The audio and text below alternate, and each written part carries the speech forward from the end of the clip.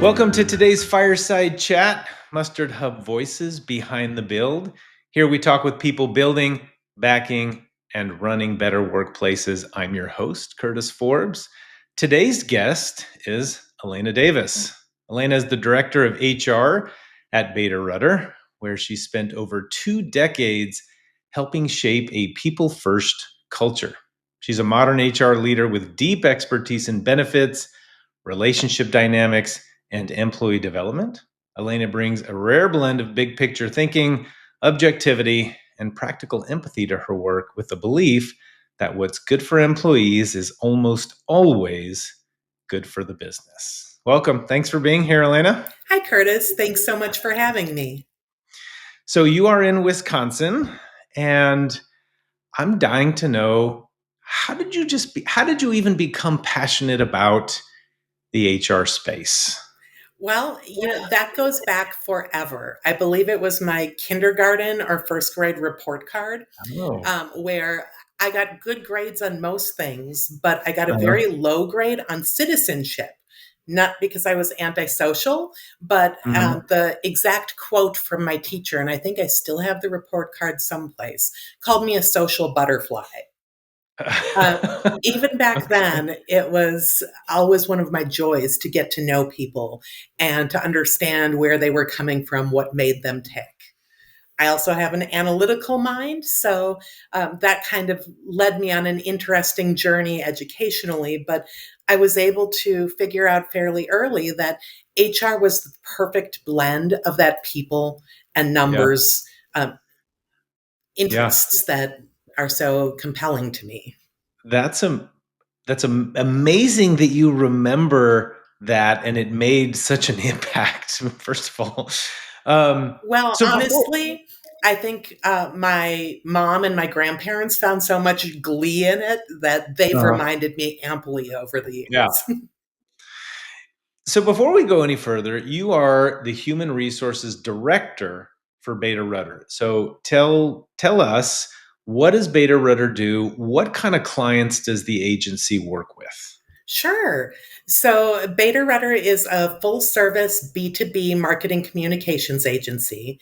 We offer advertising, design, performance marketing, data, analytics, PR and social media, experiential and trade shows, media buying and planning, end-to-end digital solutions, in addition to in-house print, video, and audio production. And that is a whole lot of stuff. But the combination of all of those different services and our offerings have allowed us to be the number one B2B agency in North America for 3 of the last 5 years. Wow. I love that. And that is a lot of stuff. It is. How many folks work for the agency, and are they all Wisconsin based? So we have, if you're looking at our entire workforce of contingent workers and actual staff, we're probably right around 200 employees. Oh, wow. And Okay. we have about 2/3 in Wisconsin, here in the Milwaukee area. Okay. And then the rest are divided between our Chicago office and then home offices across the country. So a lot that aren't local, very distributed team, right? That's quite a lot of people for you and your HR team to manage, I should say. Do you feel like there's extra challenges managing your and shaping your own culture with such a distributed workforce? Yeah, having people everywhere, it has its lovely silver linings and it has its challenges. Uh-huh. It is harder from a compliance standpoint, absolutely. It's harder for when you're trying to plan things where you want everybody to be together in person to form those relationships, because obviously it's a lot harder to coordinate getting people to travel in, not to mention it's more expensive. Right? Because then you're paying for travel and hotels and such. But Right. on the other side, having people from different areas, that allows us to have people with more different backgrounds, different life experiences. And it helps us have a really nice, diverse culture with people who are able to come together from different angles to solve problems very effectively. I love that. I love that. So you had this sort of watershed moment in kindergarten, right? That sort of that this sort of took you into this HR space. Maybe first grade, second grade is when you really penetrated the field. um so I love that. What has made you want to stick with it? Is it the culture that you've helped build at Bader Rutter? Is it some of the customers or clients that you've worked with that you've helped them sort of build their own? I'm kind of curious. So for me, it's all about having the opportunity to help people be better tomorrow than they are today. I love being able to help solve problems. And even more than that, I love being able to help people and teams and managers solve their own problems. Because that's really where you're teaching somebody to fish instead of just fishing for them.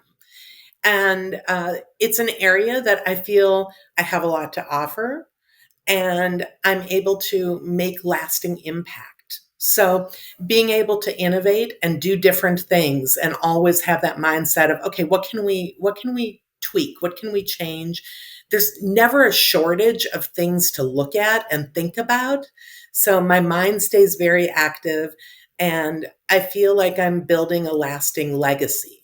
Beta Rudder is wonderful because we always encourage people to come forward with ideas. We're a very idea first culture, and that plays in really nicely to allowing me to make that long term impact. I love that. So how would you describe the culture at Beta Rutter?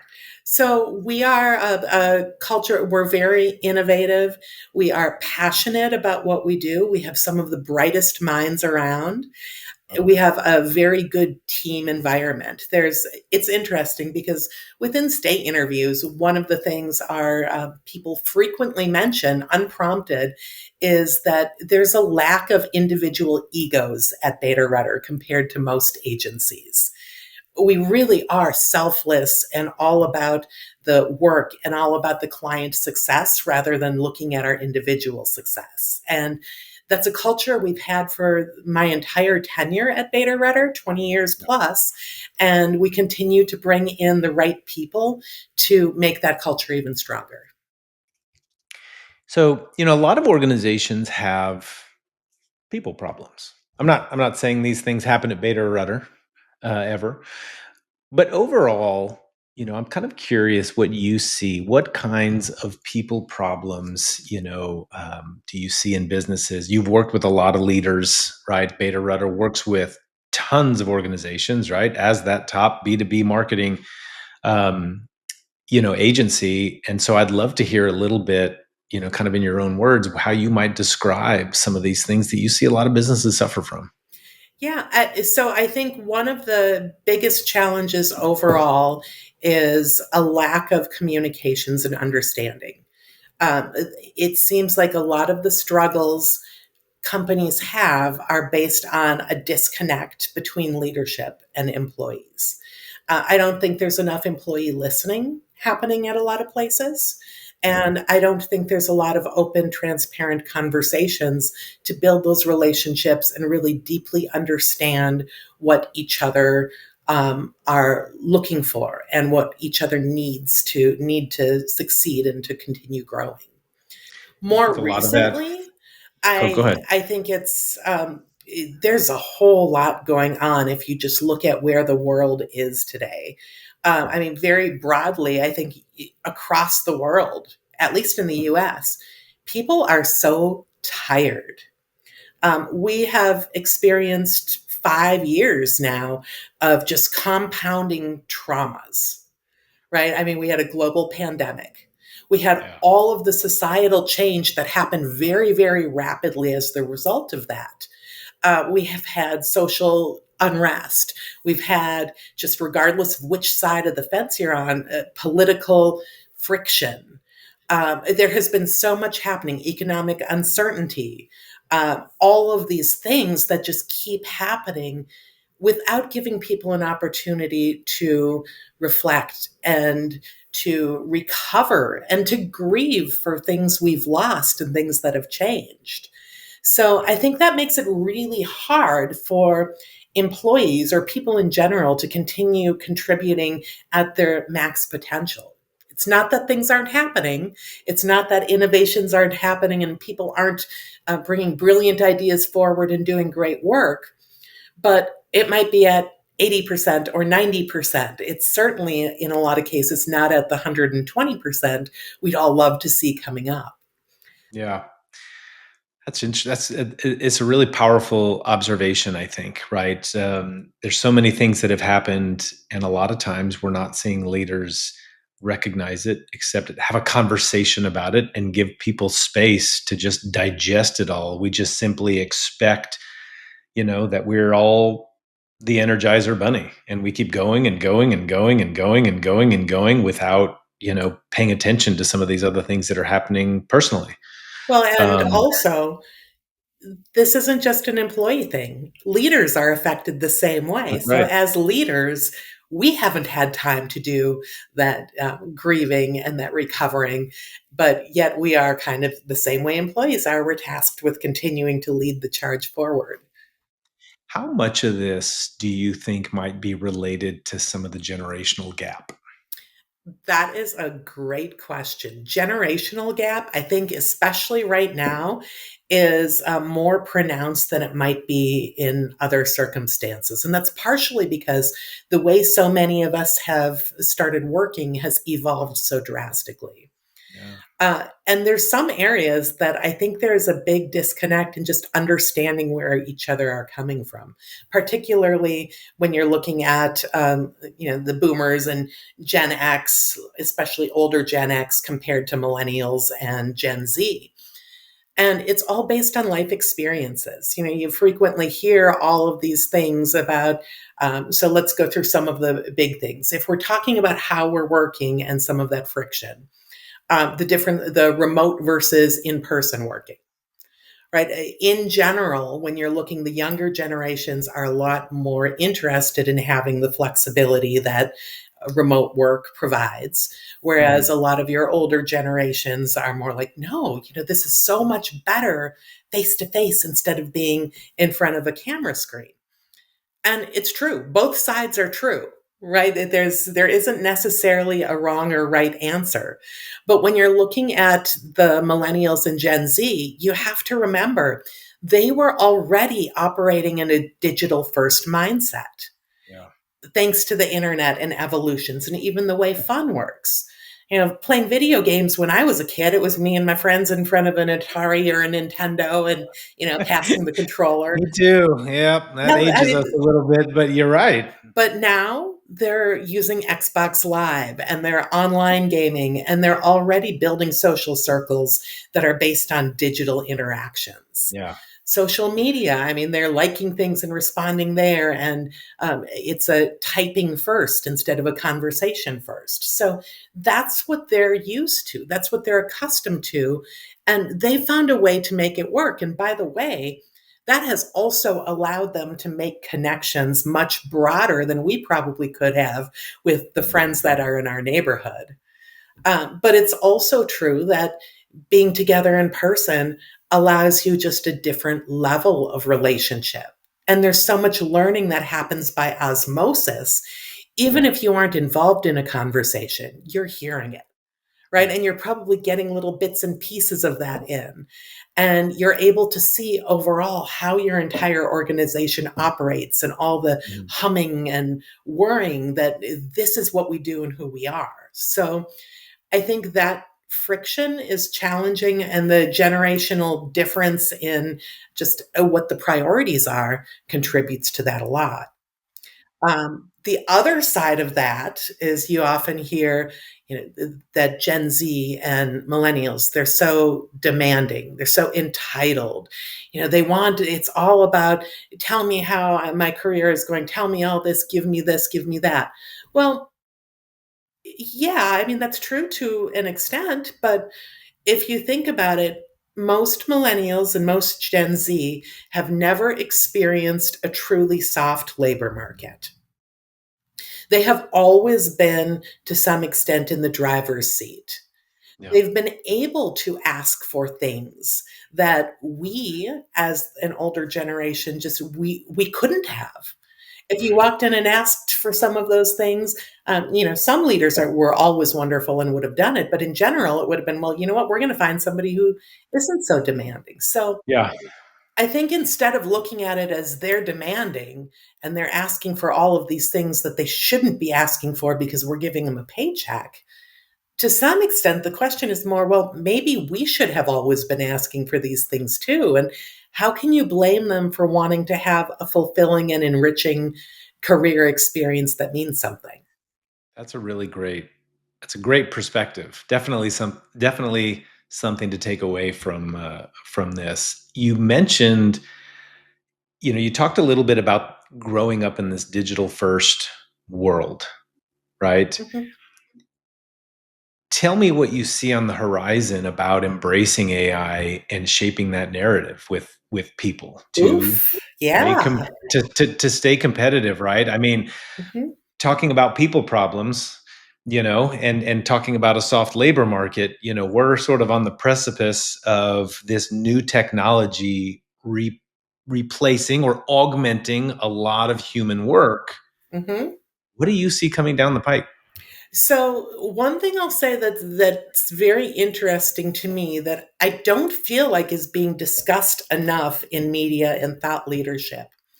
Uh, this AI trend and the AI revolution and the idea that some work may be replaced or augmented by AI, it's generally looked at as something to be feared, right? Particularly when you're coming at it from an employee standpoint. And I'll go into that a little bit more in a minute. But broadly, the other factor that's in front of us is the talent cliff, right? When we're looking long term, and this is something that it was talked about for quite a while, and then it just went quiet, but it's still looming.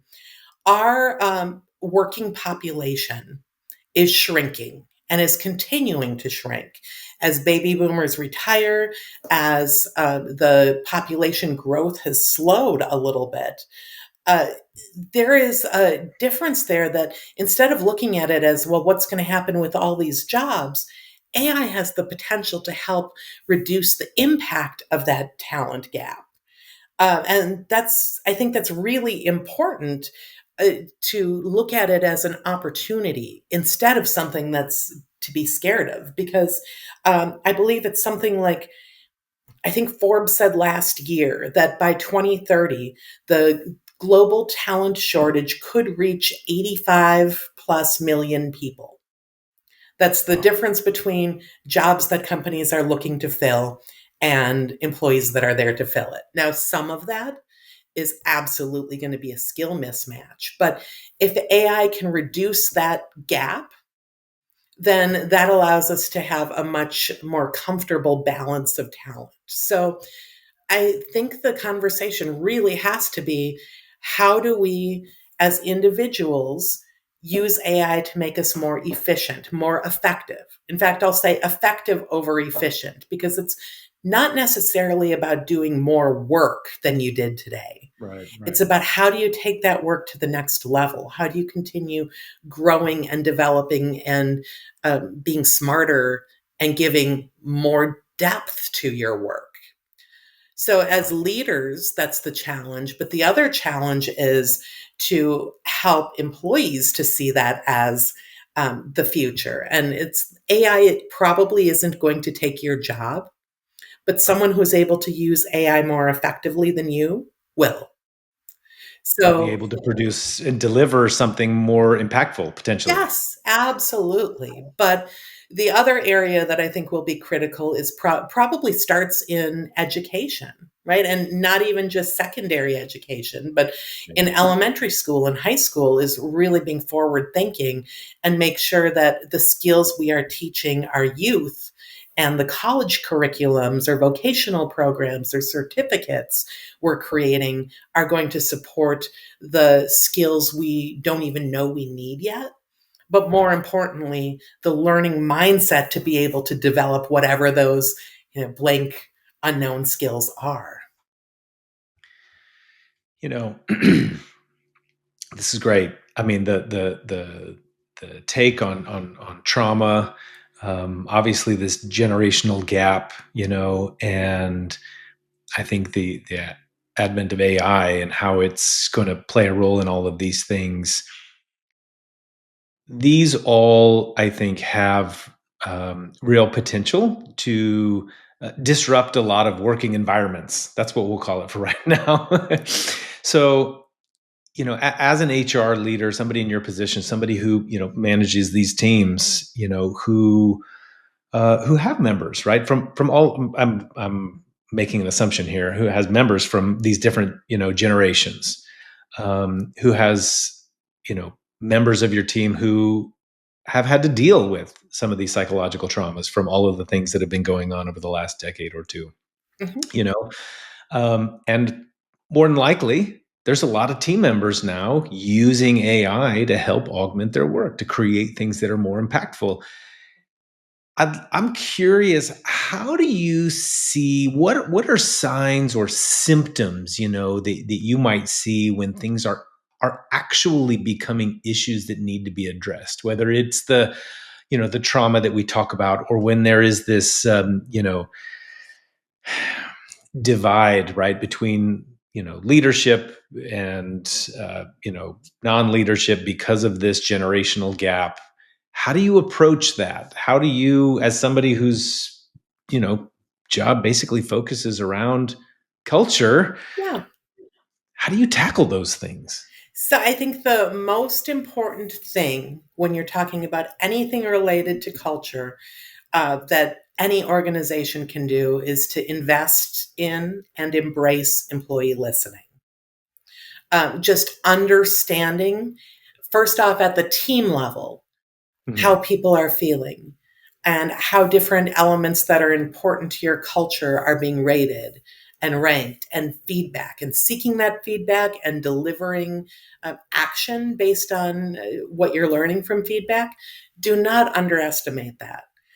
That's one thing I'm very proud of at Bader Rutter. We spend a lot of time and resources working with employee listening. We have regular internal pulse surveys. We participate in external, like best places to work surveys. We do stay interviews with not only new hires, but also with our tenured employees.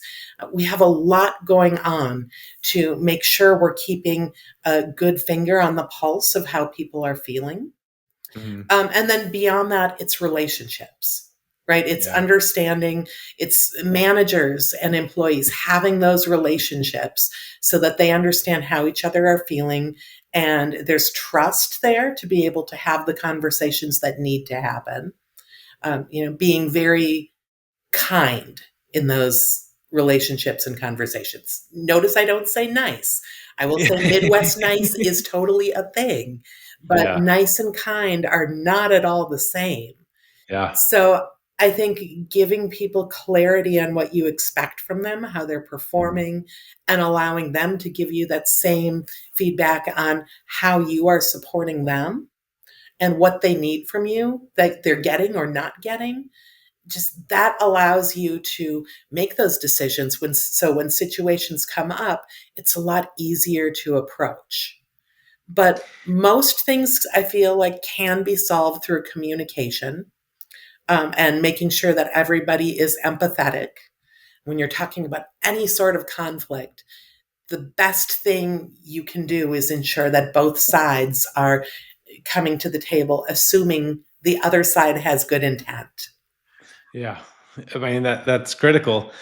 And these tactics for solving a lot of these issues, I love the listening, and all the different things that you do to get that feedback. I mean, they have to be built into the fabric of the company, right? Deep into those values, and that culture of the organization that you're building or that you're in. And so, if there's not alignment, right, I could really see that getting in the way of a lot of progress. But how does an organization even begin to define its values and culture? Who's responsible for it? How do you know that it's even working? That, this is so interesting because we've internally been having a lot of conversations about culture. Right. And culture is one of those kind of squishy things because there's a textbook definition. Absolutely. There's the academic, what is culture?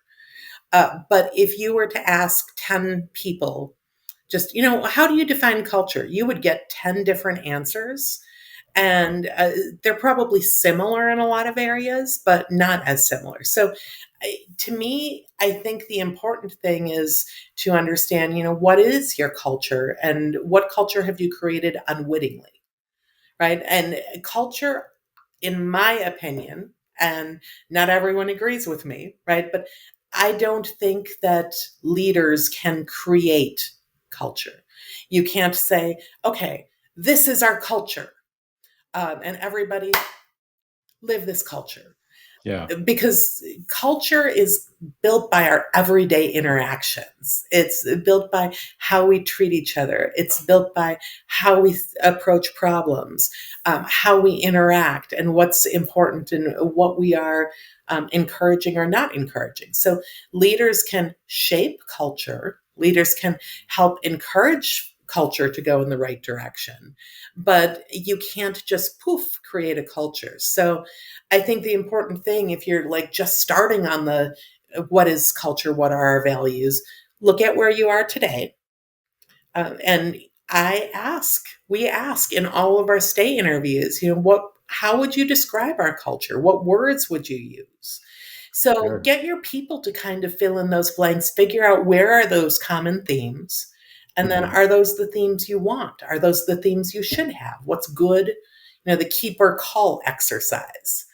And if there's something that isn't showing up enough, what can you do to help encourage those behaviors? How can you, and we've talked internally about making sure we're celebrating the right behaviors that we want for the culture we'd like to That's my see. next that's really my next question about, or at least where my mind was going is how do you even reinforce these values, right? This culture that you're trying to promote. Um, you see certain things that organizations try to do that that makes them better. Have you seen things that organizations do that has made things worse? So I think the one of the most important things you can do to help reinforce those behaviors is to make sure your leadership is living the culture you want, Yeah. because that's where your employees are going to be taking their cues. They're going to be looking at their manager. They're going to be looking at your executive leadership. What are they doing? How are they talking? Uh, you know, if you're saying, well, our culture is this, right? This is our value. And your leaders are not acting in accordance with that core value, and the leaders aren't supporting that culture, it's not going to go anywhere, right? Right. So having your leaders actually live and breathe and embrace the culture is going to be the first step. Because again, leaders can't create culture, in my opinion, but we sure as heck can shape it and we can Yeah. encourage it. Um, there are other, I think just calling out people who do live the values you're looking to reinforce, celebrating them, rewarding them is great, but it needs to be done thoughtfully and intentionally so that it doesn't include like that appearance that, oh well, this is the star person, that, oh well, this is the pet teacher's pet, basically. Yeah. So make sure that you are using a broad enough lens, that you are recognizing across levels, across different teams, to really bring that to life. That's a really great point about managers or some leaders effectively managing against core values, um, and having to try and steer them in the right direction. I'm curious, how often do you think problems, that are perceived to be related to, tech or sales or ops, or really anything else, but are really primarily people problems, right? I can imagine inconsistent onboarding, subpar training, even frankly, hires being poor fits for their roles could seem like something else to leaders. Absolutely. I think that happens, and it depends on your culture and your industry and all those things, but it happens a lot. right? Yeah. And when we're talking specifically about like the tech side, I think a common trap companies and teams and even individuals get into is trying to rely on software or technology to solve a people problem. It's like, oh, well, we're struggling with this. So, oh, here's this tool that can do everything. So let's bring that in, and it's going to fix all our problems. And that's Right. probably not the case. Yeah. Technology and tools, they can really help you improve on something. They can help you get through it. But if you don't address those underlying issues, it's not going to do anything except add frustration to the mix. They have to be used correctly with Yes, intention, very intentionally. Um, hammers and nails and saws are great. They're not going to build the house by themselves, right? We have to know how to use them and when to use correct. them and, do it in a particular way, or else the house isn't going to get built the way it needs to Yes. get built. But in your view, I mean, what really sets apart companies that build a great culture and a thriving team from day one to those that I think really struggle to follow through?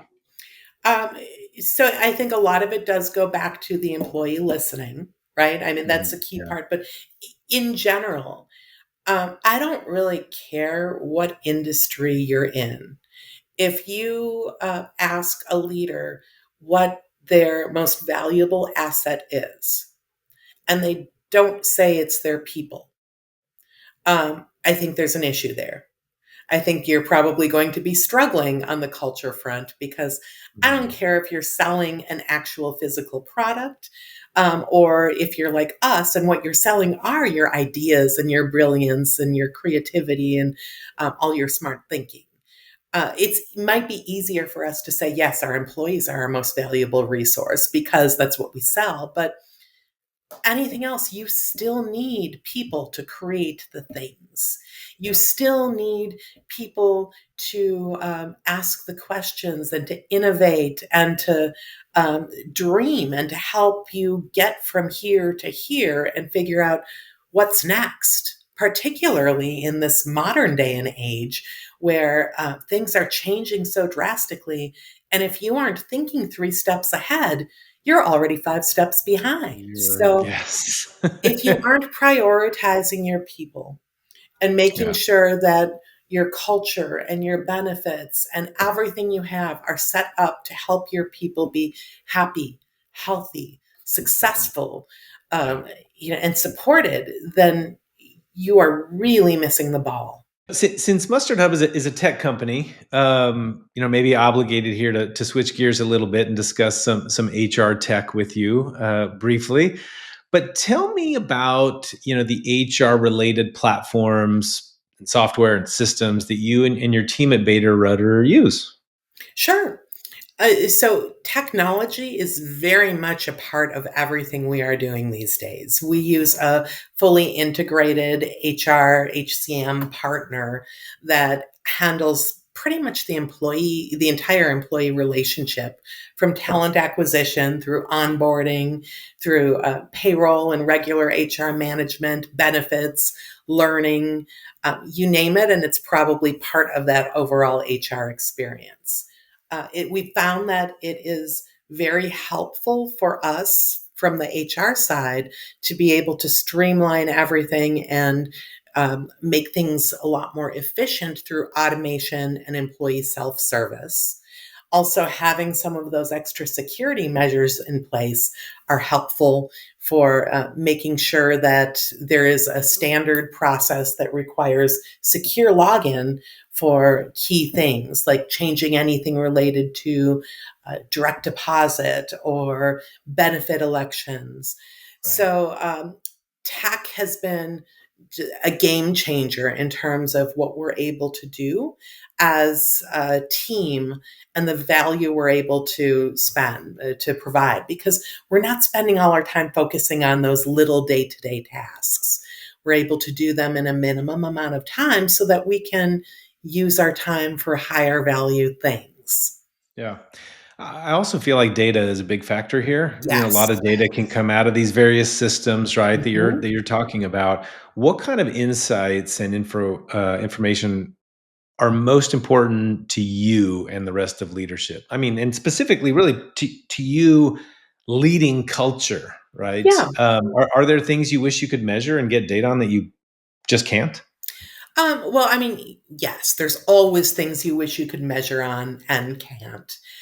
Data is super, super helpful and super critical for understanding, right? Because you can get all the anecdotal feedback in the world, and that is 100% valuable, but it doesn't allow you to quantify things, right? And to be able to truly measure things, you have to find a way to quantify them. That's Right. not always easy when you're talking about anything related to people and culture because we're people. We're not a number of parts produced per minute or whatever the case may be. Yeah. So I think one of the challenges with data and measurement, particularly at an agency or a company of Bader Rutter's size or smaller or even a little bit larger, it can get hard sometimes to break data down and have it be meaningful at lower, like team-based levels. Because once you have smaller teams, when you're actually measuring things and measuring changes, the one small change can make such a percentage change that is just not Yeah. statistically significant. So if I had a crystal ball, I'd figure out a way to actually make those data insights scalable across all sizes. That's not really possible. So when we're talking about culture, um, we measure at Beta Rudder on a bunch of different statements, basically, that we ask in our pulse surveys. I'm just going to focus there. And we get scores on that. That's very helpful. That allows us to understand different elements. But I think the closest to a magic number that exists today that we have access to is probably that employee net promoter score, or ENPS. Yeah. And That's that's, for those who don't know, that is basically asking how likely your employees would be to recommend you as an employer to a friend or family member, to somebody else. yeah. Um, I love that, and that is, I think that is a really, really strong indicator. Um, so I know, and we talked about it a little bit before. AI is sort of the topic everywhere. I think in the world of business, we touched on it briefly. Um, how have you been able to embrace AI at Beta Rudder? Are there new ways that you want to tap into this tech that you've not really gotten to try? Are there other trends in AI that you're excited or curious or even frankly cautious about, or just in technology overall? Oh my goodness. Yes.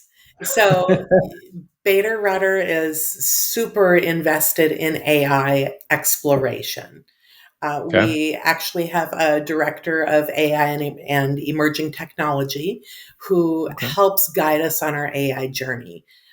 We have done several AI based trainings for all of our employees to help them understand what tools are out there, how to use them, and more importantly for us, what the guardrails are, what we're working on, what's acceptable, what's not, how they should move forward to make sure that we are using AI in an appropriate and responsible way.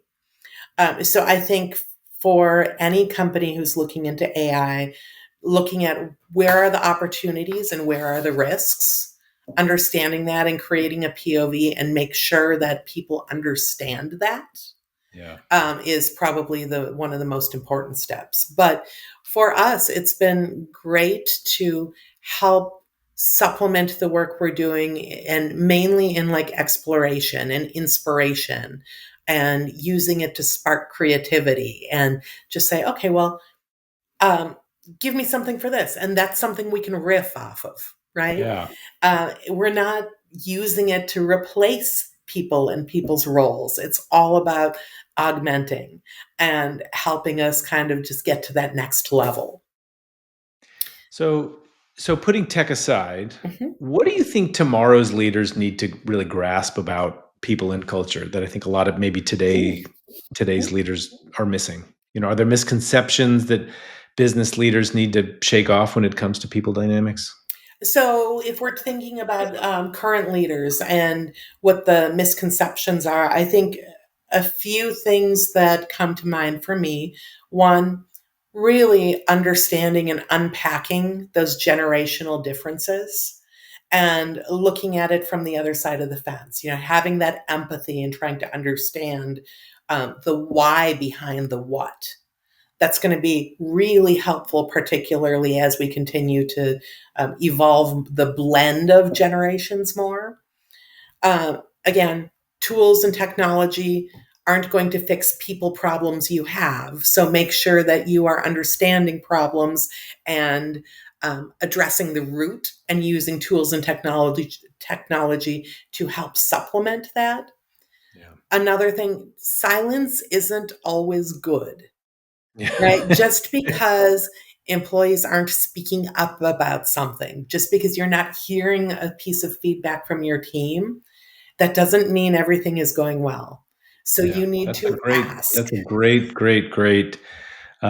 piece of advice there. A lot of times they may feel fearful to come forward, right? And if your teams are feeling that way, then certainly something might be wrong with that culture. Yes, absolutely. And then in general, make sure you are focusing on change management Yeah. and helping people understand how to navigate things, getting your leaders to be good at helping to lead teams through change. Because, spoiler alert, we're going to have more of it, not less of it moving forward. Oh man, you're absolutely right about that. So one question I love to ask, and I always love to wrap up with: if a business leader came to you for advice on how to truly get it right when it comes to growing, retaining their team, and their culture, you have one opportunity in just a minute.